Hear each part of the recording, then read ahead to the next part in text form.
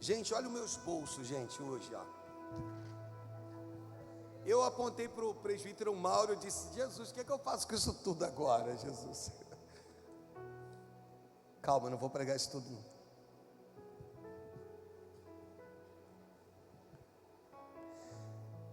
Então saiu ele ao manancial das águas. Posso orar? Deus e Pai, fala conosco.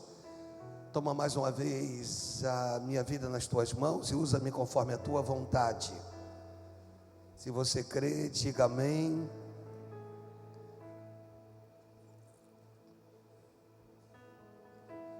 Esse texto fala sobre Jericó, um lugar sobejamente conhecido. E esse texto, a narrativa dele fala que Jericó, as águas eram ruins e o solo não produzia. Eliseu agora é o profeta. É claro, se você me acompanhou ontem, às vezes voltar tudo, recapitular tudo é difícil. É claro que o que acontecia com Jericó não era algo do acaso, não era simplesmente uma coincidência, não, absolutamente não. Jericó era um lugar que estava debaixo de uma maldição. E através dessa maldição, dali por diante, nada mais fluiu naquele lugar. Houve um tempo onde houve um rei piedoso, que ouviu o pedido de um homem chamado Hiel. Esse homem chega diante do rei e diz assim: me permita reconstruir essa cidade. Mas como reconstruir algo que foi amaldiçoado? Josué é quem vai juntar o povo e vai amaldiçoar esse lugar. Josué no capítulo 6, no versículo de número 26. Eu preciso recapitular contigo, para que a gente entenda. Naquele tempo Josué fez o povo jurar e dizer: maldito diante do Senhor seja o homem que se levantar e reedificar esta cidade de Jericó. Dali por diante, tratava-se de uma cidade debaixo de uma maldição. É claro que eu expliquei aqui ontem a respeito da parte B do versículo de Provérbios 26, no seu versículo de número 2. A parte B desse versículo diz que a maldição sem causa não se cumpre. Expliquei para a igreja ontem o que esse texto se refere. Esse texto está se referindo que se existe alguém justo diante de Deus, e alguém lança sobre essa pessoa uma maldição, ela não se cumpre. E não só não se cumpre, como o Deus que não permite que essa maldição se cumpra, a protege. Existe um termo mais definido para isso e aplicável, que diz que Deus tapa os seus ouvidos. Então escute uma coisa: sobre a sua vida, sobre a sua casa, não vale palavras de maldição em nome de Jesus. Você pegou isso aí? Por quê? Porque quando as palavras são lançadas, Deus acabou. Ele não ouve. Por que ele não ouve? Porque o que está sendo dito é a teu respeito. E quem é você? O filho amado, a filha amada.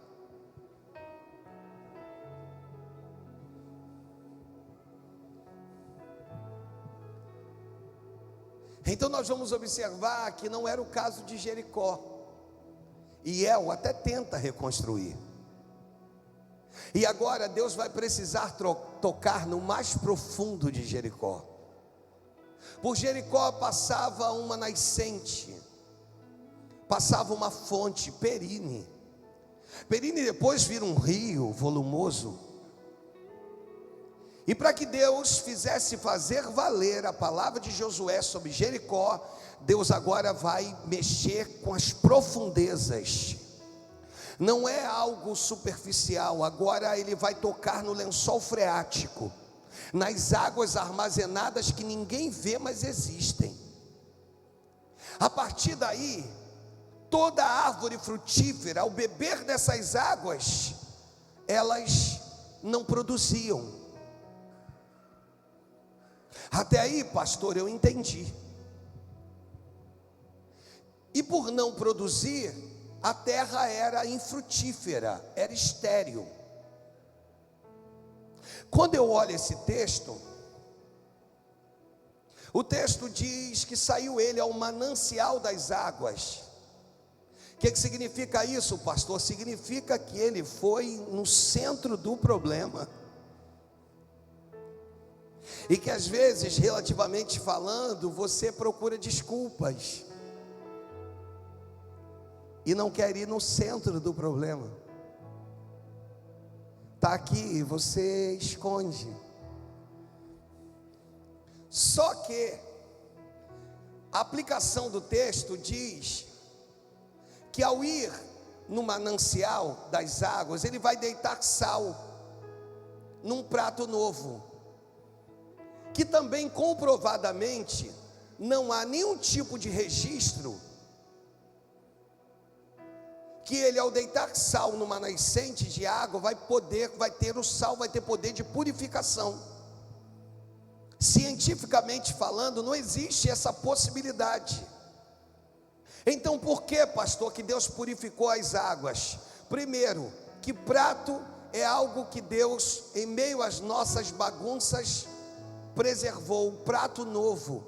Em meio às nossas bagunças, Deus preserva um elemento novo. Você não sabe, mas está lá. Você entendeu? Você talvez desconhece, mas tem um elemento novo lá dentro dessa bagunça que é a nossa vida. Tem algo novo ainda aí. Tem jeito sim. Como diz o ditado, só não tem jeito para a morte. Enquanto a vida, há esperança. Deus pega a mim e a ti e diz: eu preservei um prato novo. Nesse prato agora a ordem vai ser: vocês vão colocar sal. O que significa o sal, pastor? O sal era um ritual antigo que simbolizava uma nova aliança. Comer sal com alguém, quando o texto se refere a isso, nós estamos falando sobre hospitalidade, amizade e lealdade. O Senhor, para sarar as águas e a terra de Jericó, Ele começa com um prato com sal. E agora Eliseu vai deitar esse prato, deixa no texto, vai deitar esse prato no manancial. Ele vai lá na origem do problema. Ele vai lá no âmago da questão. Você não veio aqui à toa. Você veio aqui para Deus consertar algumas coisas aí dentro. Sabe aqueles momentos das nossas vidas que a gente diz assim: Senhor, toca aqui, mas não toca aqui, toca aqui, mas não toca aqui, e o milagre nunca acontece?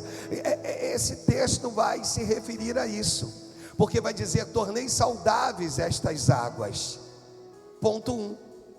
As águas que eram mais, agora são saudáveis. Ponto 2, já não procederá daí morte. Como assim? Ponto 3, nem esterilidade.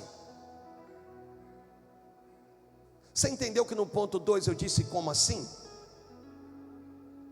Como assim? Por causa de quê, pastor? Por causa do versículo 19, ele se contradiz. Porque no versículo 19, agora os homens estão saindo da cidade para procurar ajuda. Eles vão até o profeta Eliseu.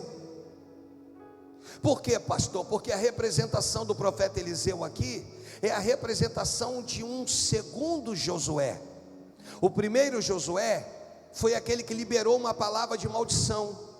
O segundo Josué é aquele que vai liberar agora uma palavra de bênção. Você está entendendo? Diga amém. Eliseu é uma representação de um recomeço.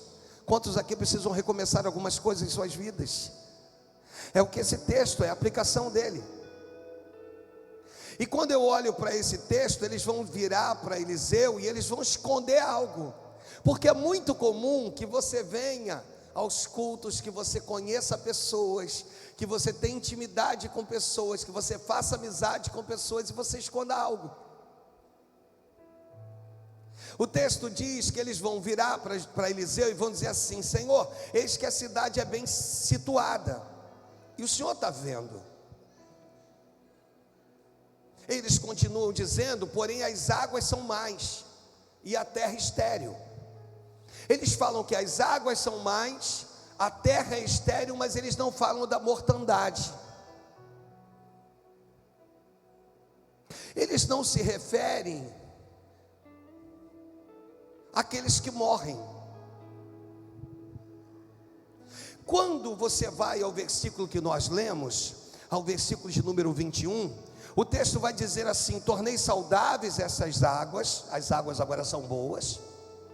Inclusive, quando as pessoas visitam Jericó, os guias oferecem das águas de Jericó. Para quê, pastor? Para comprovação. Olha, essas águas hoje são saudáveis, baseado no milagre que Eliseu fez. Beleza? Parte final. Nem esterilidade, está falando de terra. O que não produzia vai passar a produzir. Agora o texto diz na segunda parte, ele diz assim: não procederá daí morte. Por quê? Porque tem algo oculto, tem algo que está escondido, tem algo que eles não tiveram coragem de falar. Eles falaram que as águas são más. Eles disseram que a terra não produz, é estéril, mas eles não disseram que suas mulheres não conseguem dar à luz a um filho. Disso eles não disseram, eles não vão contar uma coisa dessa, porque trata-se de uma vergonha. Como pode você estar na casa do Pai há tanto tempo e esse milagre ainda não aconteceu? Como pode? Você vem, você participa, você é atuante, e você continua vivendo a mesma história do passado. Eu estava conversando isso hoje. Tem que mudar, irmãos. Evangelho é transformação, precisa mudar. Tem uma jovem que me procurou e disse: pastor, recebi uma palavra que o senhor liberou do altar. E eu trabalhava, eu sei onde ela trabalha com o esposo. Ela disse: Deus, eu preciso de uma outra área, eu quero fazer o que eu gosto. Ela falou: pastor, quando eu disse isso, a porta se abriu, algo foi liberado para mim dentro daquilo. Ela me contou o que é, um dia ela vai contar. E ela disse assim: pastor, quando eu tomei posse, quando você toma posse, quando você não tem medo de expor as mentiras que nós carregamos, sabe, que ofuscam-nos por dentro, sabe, cria dentro de nós verdadeiras capas. Você sabe que personalidade vem da palavra persona. Persona, o que é? Persona era máscara na antiga Grécia, em que as pessoas usavam, sabe, nas peças teatrais. E o caráter, pastor, o caráter é aquilo que está por detrás da máscara. Deus está dizendo assim: chega de vivermos uma vida de fingimento. Eu sei que é difícil arrancar a glória de alguém.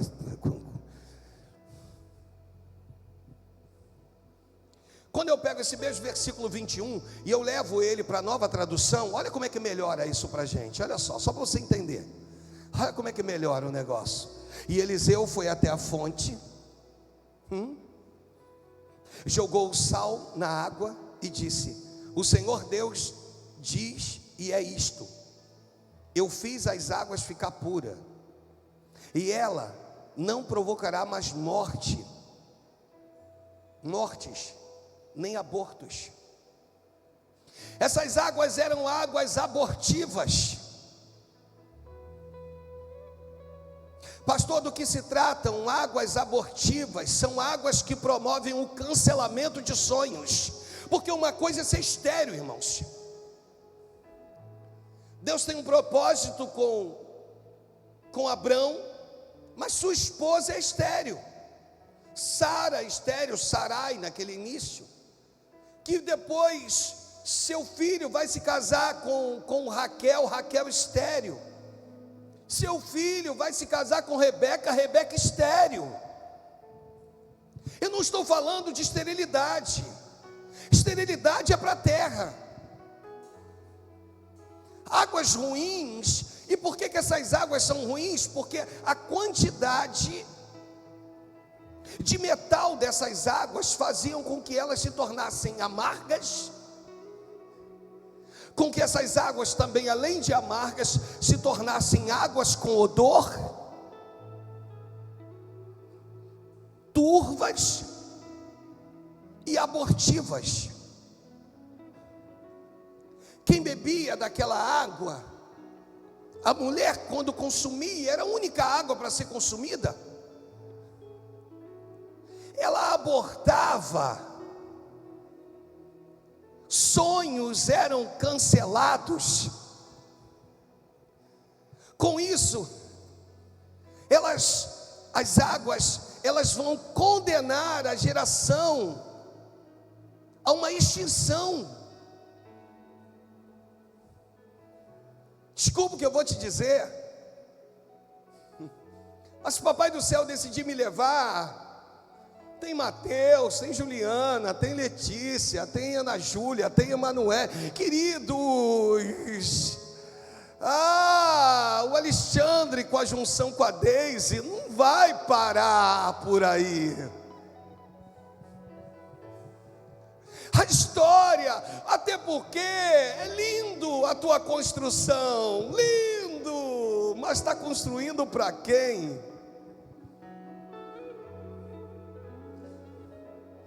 E é claro que quando eu falo de filhos, eu não falo só de filhos biológicos, porque os que não podem ter biológicos podem adotar filhos. E eu gosto de uma frase de um homem, do Silvio Santos, que ele diz que a filha adotiva é a filha do coração, é diferente de todos os outros, porque essa ele escolheu. Mas eu estou falando de sucessão, eu estou falando de águas amargas, que ao beber dessas águas há uma produção. Águas que, deixa eu repetir isso de novo, que promovem o cancelamento de sonhos, que anulam a posteridade, que frustram projetos. São dessas águas abortivas que eu vim falar hoje, que eles escondem. E o aborto é muito pior do que a esterilidade. Porque eu fui tentar entender essa questão de em qual processo do mês essas mulheres abortavam. E você sabe que quanto maior é o feto, quando vivo, ele ajuda a mãe num parto normal a ser expelido. E quando morto?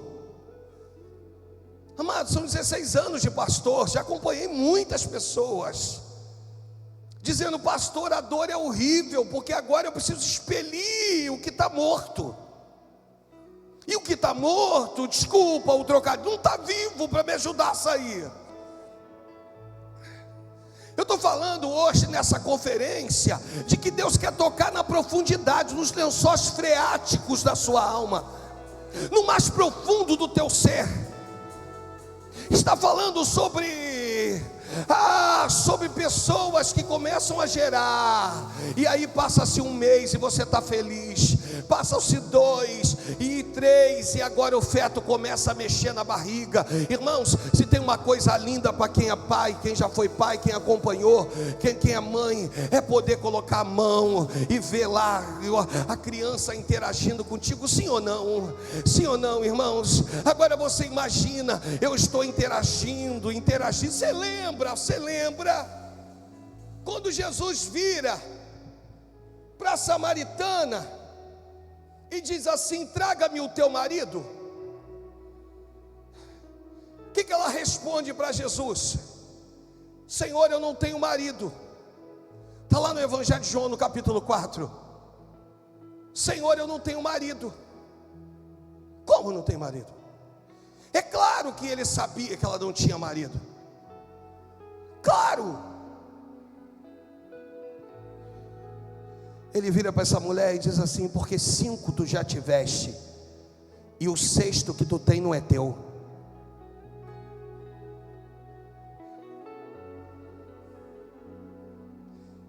Esse texto se refere, sabe o que, irmãos? A pessoas que vão caminhando debaixo de um plano de frustração.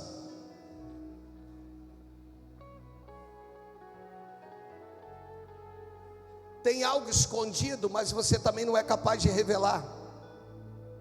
E você caminha debaixo desse plano de frustração.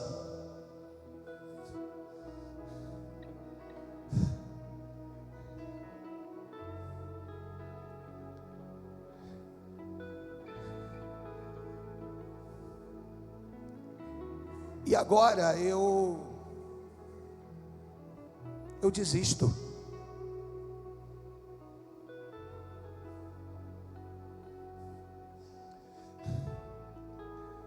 Chega. Chega de sonhar.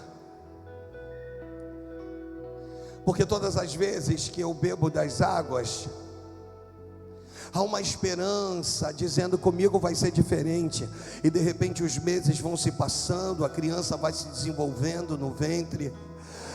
Mas daqui a pouco, de uma hora para outra, de um dia para o outro, de repente as coisas elas se viram contra. De repente começa uma febre, mostrando que há uma inflamação, há alguma coisa de errado. E os homens que insistiam com as suas mulheres para que elas gerassem filhos, vamos lá, vamos tentar, chegava num estágio de que nem a mulher mais suportava, porque infeccionava tudo, generalizava tudo. E agora não se perde só uma criança, agora se perde uma esposa. Agora, irmãos, agora a coisa fica muito mais difícil. Por quê, pastor? Porque essas águas vão impedir o crescimento da casa, o crescimento da família, o crescimento financeiro. Eles viviam de cuidar de animais. Agora os animais que bebem dessas águas são afetados, impactando a economia, impactando a família. Deixa eu olhar para você, por favor, em nome de Jesus. Seja curado essa noite, seja curado nesse final de conferência, pelo amor do nome do Senhor Jesus, pelo amor de Deus. Para de carregar consigo mazelas, para de carregar consigo, sabe, para de beber águas abortivas, para de beber águas que estão destruindo você por dentro. Para de consumir dessas águas. Às vezes a intenção é boa,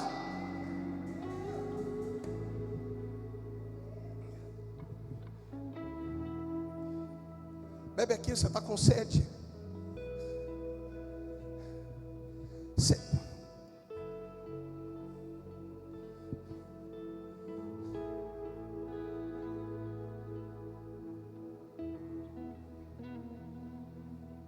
Porque é muito comum o fato de eu estar doente, de eu querer adoecer pessoas.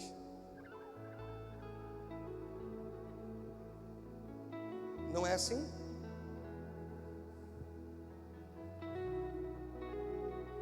Por isso eu costumo dizer que às vezes, por mais que haja um companheirismo entre homem e mulher, e deve haver casados, não conta tudo não. Não é mentir, não, é não adoecer.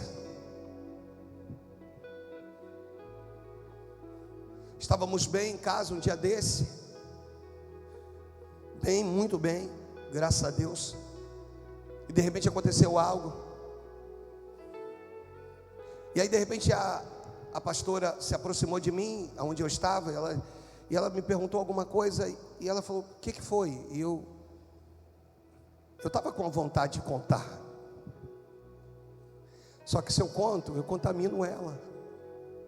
Se eu conto, eu pego de águas amargas e digo assim: bebe você também, ó.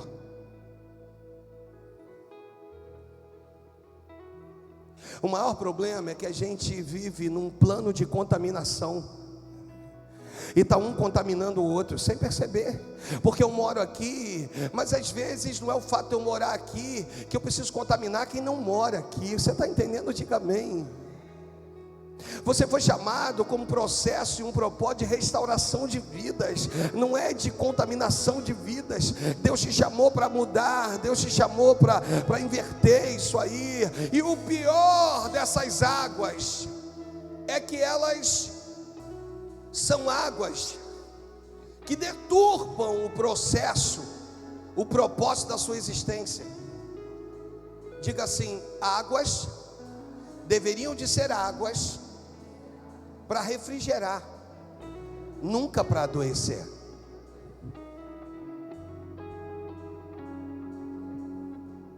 Paro por aí? Não. São águas que adoecem silenciosamente. Bebe um pouco hoje,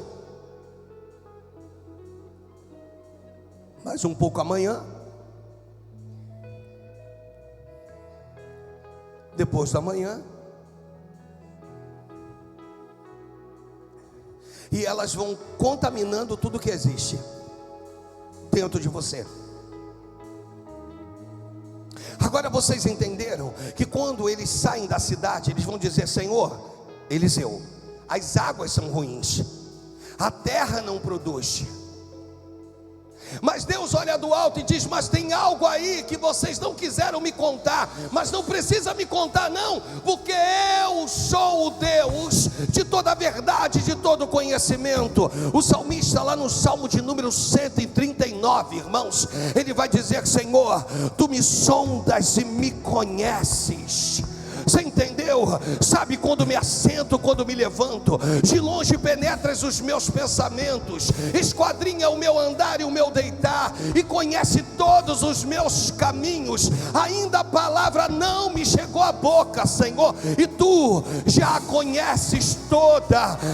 Tu me cerca por trás e por diante, aí sobre mim põe a mão. Ele vai dizer assim: tal conhecimento é maravilhoso demais para mim. Não, de sobremodo elevado não o posso atingir. Tem um Deus que te conhece, tem um Deus que quer quebrar protocolo essa noite, tem um Deus que está dizendo: do jeito que você está, você não vai sair daqui.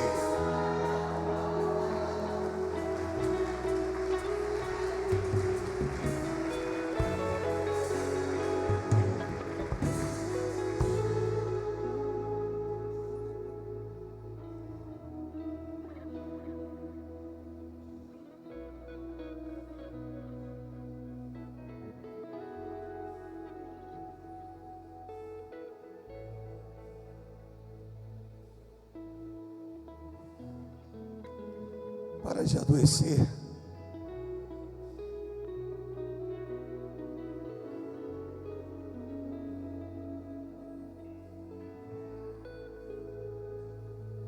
Aí Deus vai usar um homem. Estou terminando. Eliseu. Quem é esse homem? O sucessor de Elias. Só que com ele eu aprendo algumas coisas. Por quê, pastor? Porque Deus vai abrir o Jordão para Eliseu passar. Elias passa com ele, e agora o Senhor vai abrir para que ele retorne. Está lá no versículo 14 do capítulo 2. É só voltar um pouquinho, versículo 14 desse capítulo 2, pode botar na versão comum para a gente, da RA, em nome de Jesus, só para mim finalizar aqui e você entender. Diz assim, me ajuda, vai. Diz o que? Tomou o manto. Vamos lá, vai. Tomou o manto. Vamos ler mais uma vez essa parte? Tomou, que era de quem? De Elias, que deixara cair. Tá, Elias foi levado num redemoinho, tá. Aí o que ele vai fazer? Ele vai ferir as águas e vai dizer onde está o Senhor, o Deus de Elias, não é isso? Aí o texto diz que quando ele feriu as águas, elas se dividiram. Vamos lá, diga assim: o Jordão se abriu. Diga mais uma vez, diga: o Jordão se abriu. Guarda uma coisa no teu coração. Vou pegar de baixo para cima. Quando Deus abre o mar vermelho, é para que o nome dele fosse engrandecido. Mas quando Deus abre o Jordão, é para que o nome de homens fossem engrandecidos. Deixa eu repetir isso. O mar vermelho é uma outra história. Vai virar um conto. O Jordão é uma outra história. Deus está falando hoje que vai abrir o Jordão, porque Ele está falando de recomeço. Você está entendendo? Diga amém. Ele está falando de engrandecimento. Se você continua entendendo, diga amém. Eu vou te provar rapidinho. Em Josué, no capítulo 3, no versículo de número 7. Eu só vou ler o 7, nem vou ler o 8. Olha o que diz. Olha o que Deus tem que fazer com Josué. Olha: então disse o Senhor a Josué: hoje começarei a engrandecer-te perante os olhos de todo Israel, para que saibam que como fui com Moisés, assim serei contigo. Aí, no capítulo 4, no versículo de número 14, esse é um outro texto que a gente vai ler também, ainda em cima de Josué, capítulo 4, versículo 14, estou terminando, em nome de Deus, diz assim: naquele dia o Senhor, isso é depois que o Jordão se abriu, me ajuda, naquele dia, eu queria ministrar o dia de hoje como esse dia especial na tua vida. Naquele dia, naquela terça-feira, final da conferência, o Senhor engrandeceu. Qual é o teu nome? Engrandeceu na presença de todo Israel. Ele foi respeitado todos os dias da sua vida, como havia respeito. Por quê? Porque o Jordão se abriu. Só que quando eu volto para o texto que eu estava, do versículo 14 do capítulo 2 de 2 Reis, o texto aqui em cima diz assim: tomou o manto, repita comigo, tomou o manto que era de Elias. O que é isso, pastor? 3 coisas acontecem aqui quando ele toma um manto, que são um dos maiores problemas dos dias atuais. Primeira, ele está dizendo: eu aceito o meu chamado. O que ele diz? Deixa eu te falar uma coisa: quem te chamou não foi o homem. Quem te chamou foi o Senhor. Se quer fazer beicinho, biquinho, não vou, não quero, não faço, não ando, não faço, resolve com quem te chamou. Agora eu não faço mais, porque não é do jeito que eu... Resolve com quem te chamou. Não foi o homem que te chamou. Quem te chamou foi o Senhor. Quando ele pega o manto, ele está dizendo: eu aceito o meu chamado. E não é um chamado qualquer. Eu estou falando de suceder o grande profeta da história, Elias. Para de achar que a obra que Deus tem contigo é uma obra qualquer. Para de achar que tu pode ser o menor da casa, mas Ele é especialista em virar plataformas. Algumas pessoas vão dizer que no cárcere que José estava era abaixo da onde Faraó reinava. Houve um dia que Deus fez isso, trouxe de baixo para cima. É assim que Deus vai fazer na tua vida, em nome de Jesus. Pega o teu manto, querido. Não quer servir aqui? Não tem problema, mas você vai precisar servir em algum lugar, porque o que Deus tem contigo é intransferível.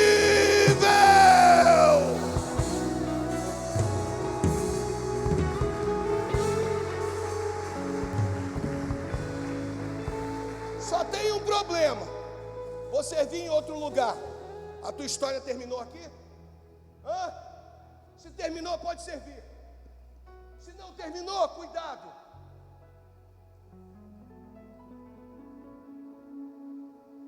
Segunda coisa que acontece quando ele toma o manto, ele diz: eu aceito a responsabilidade do chamado. Compromisso com o chamado não é de qualquer maneira, é fazer o teu melhor. Estou numa grande obra e não posso parar. Foi o que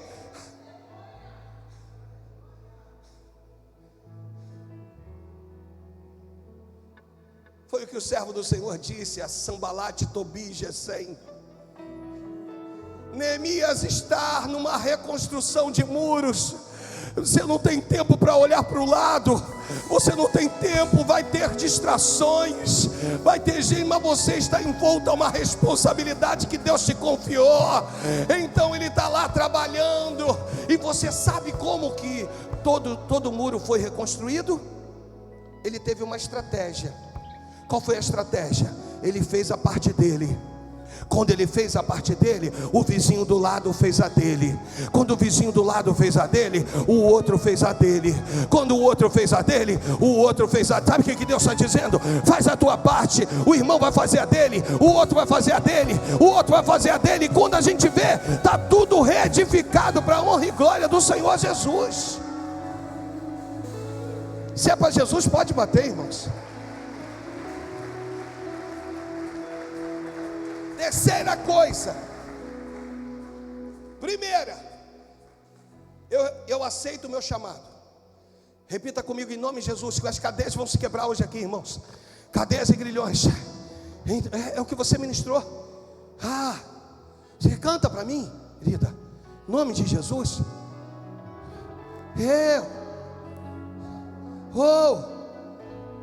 Quando ela ministrou isso, eu disse: Deus, isso aqui é para mim. Pastor, 16 anos, é para o senhor, é para mim. Sabe por quê? Porque eu também estou apto para receber, irmãos. Não importa quem esteja ministrando aqui. Não tenho uma altivez de dizer eu não recebo. Não, eu recebo. Clarinha, qual é a tua idade? 19 anos, 18 anos, aumentei um ano, coitado.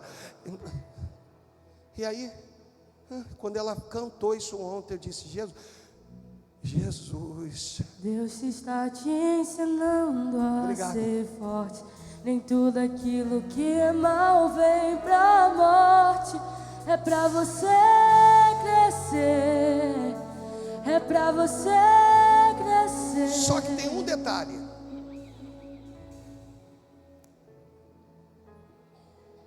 Eu aceito o chamado. Eu aceito a responsabilidade. Terceira e última coisa, ele diz assim: eu aceito dar continuidade. Posso ouvir um aleluia?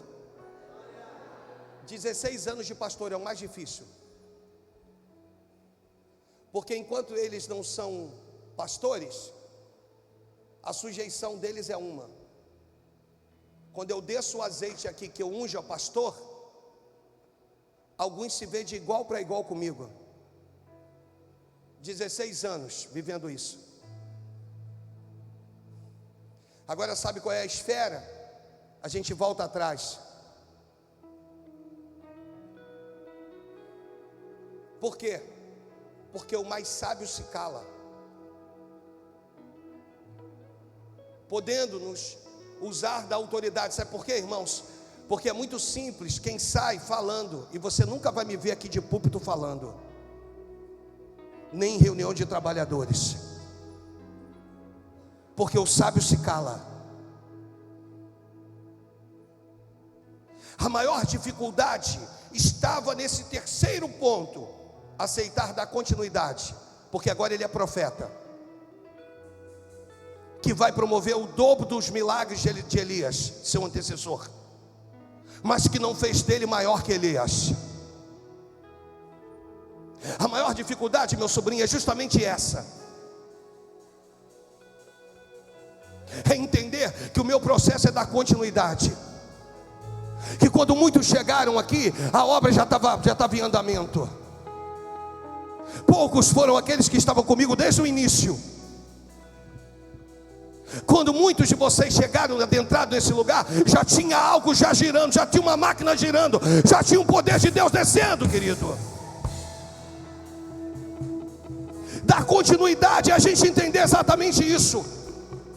Dar continuidade é entender que Deus pode usar mais, pode e deve usar. Deus pode fazer pregar mais, pode e deve fazer. Mas tudo que aconteceu na tua vida é a partir de alguém. Você não foi gerado de qualquer maneira. Um dia alguém foi instrumento de Deus para descer o óleo no alto da tua cabeça. Quem tu pensas que és?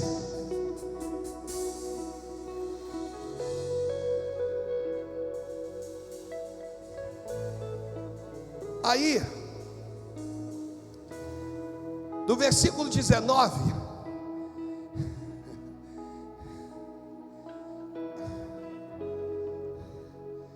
o texto diz assim: e os homens da cidade, é muita folha, Mauro. E os homens da cidade disseram a Eliseu, repita comigo só essa parte, vai. E os homens da cidade disseram a Eliseu, deixa eu transladar. Deixa eu te mostrar o que aconteceu. Eu estou procurando um dos meus, vem cá. Isso é tu.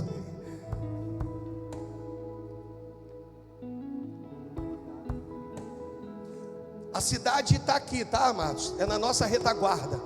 Cadê a imagem da cidade, Mateus André? Cidade qualquer, querido. Esse menino é fera. Daqui a pouco você vai ver a cidade aqui. Senhor Mateus André, tá? Que agora ele é casado. Você diz que apareceu uma imagem aqui. Agora é a finalização do texto, está finalizando tudo. Eu falei para você que esse culto ia ser um culto. Eu ainda tenho que orar pela Júlia, em nome de Jesus. Tem a neta da Marinês que vai passar por uma pequena cirurgia, mas vai dar tudo certo. Diga amém por isso. Diga Deus está no controle.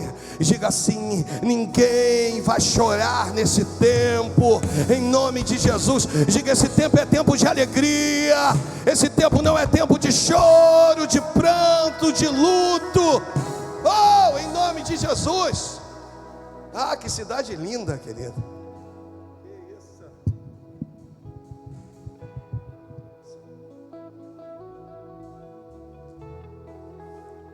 Os homens da cidade, vem cá, Gael. Vem cá, Mateus também, vem cá profeticamente. O Gael é que não é profeticamente, não? Mas os dois são namorados das minhas filhas, tá, gente? Por isso que eu brinquei assim. Vem cá, vem do lado de cá, Mateus.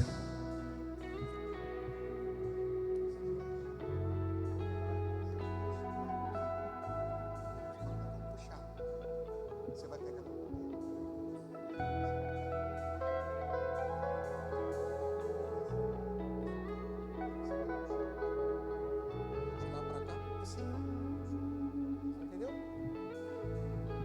Esses homens, eles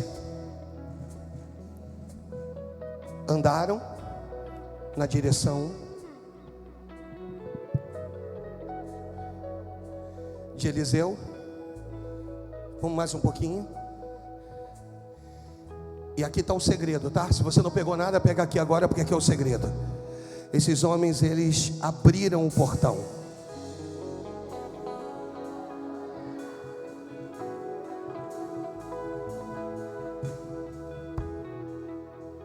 Se você não pegou, você vai pegar agora.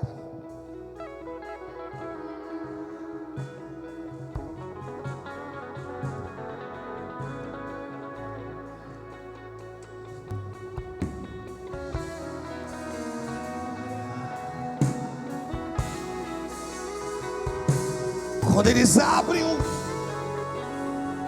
quando você abre o portão da tua alma, irmãos, já tem um profeta do lado de fora para profetizar na tua vida. Quando você abre o portão da tua alma, já tem alguém do lado de fora dizendo assim: vai ter milagre hoje, vai ter milagre hoje. E Deus está te ensinando a ser forte em tudo aquilo que é mal, vem pra morte. É pra você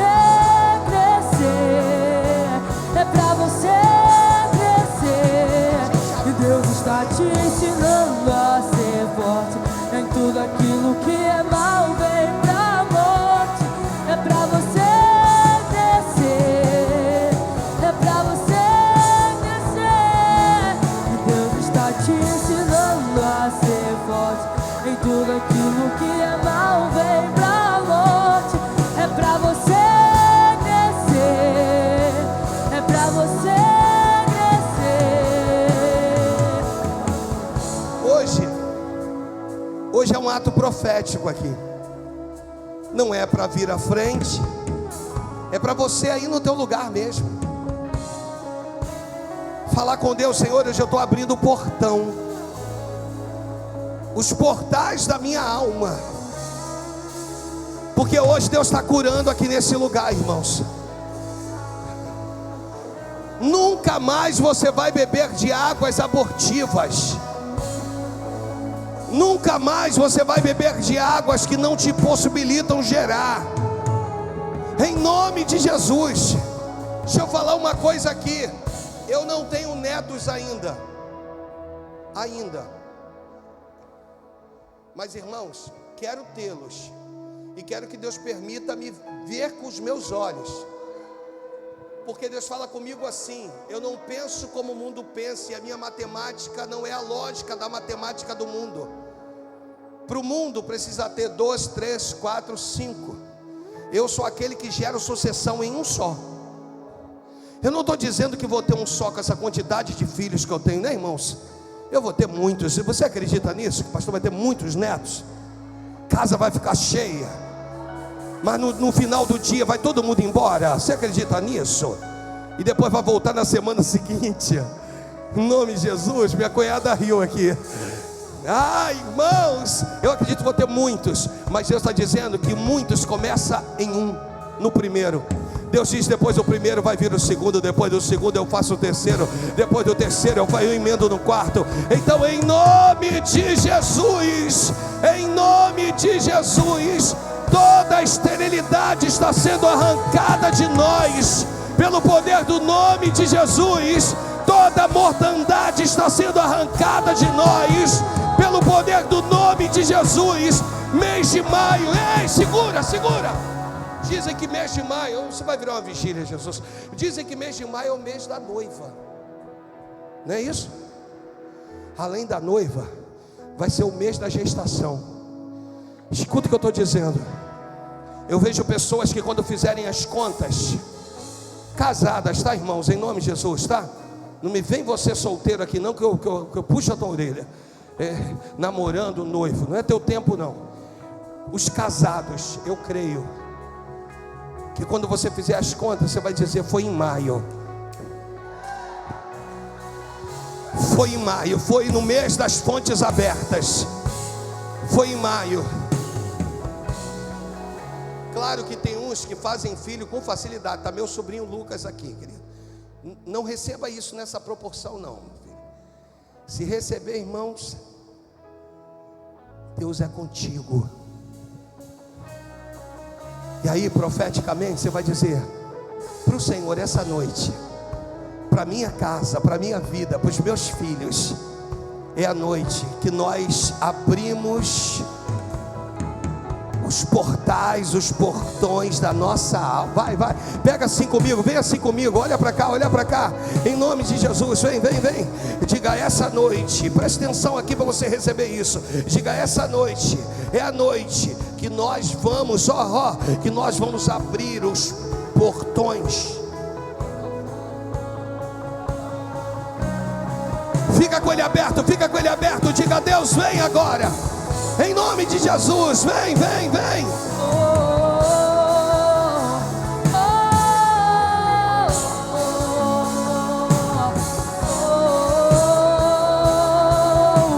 E quem determina o começo e o fim é o meu Deus. E Ele me diz: não acabou. Vire para duas pessoas e diga isso. Acabou. E abre os meus olhos e posso ver cadeias caindo, portas se abrindo. Não acabou. E quem determina o começo e o fim é o meu Deus. E Ele te diz: não acabou. E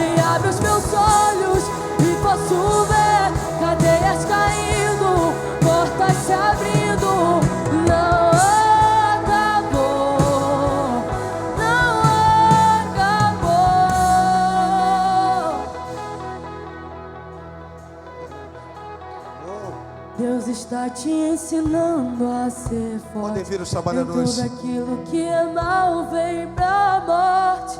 É pra você crescer. Oh, aleluia! É pra você crescer. Deus está te ensinando. Vem, pastor Christian, tirar essa oferta aqui em nome de Jesus. Tudo aquilo que é mal vem pra morte. É pra você crescer. É pra você. Só mais uma vez, pode ser? Deus está te ensinando a ser forte. Nem tudo aquilo que é mal vem pra morte. É pra você crescer. É pra você crescer. Deus está te ensinando a ser forte. Em tudo aquilo que é mal vem pra morte. É pra você crescer. É pra você crescer. Amém, amados? Esse é o momento que você tem a oportunidade de oferecer a Deus o teu melhor.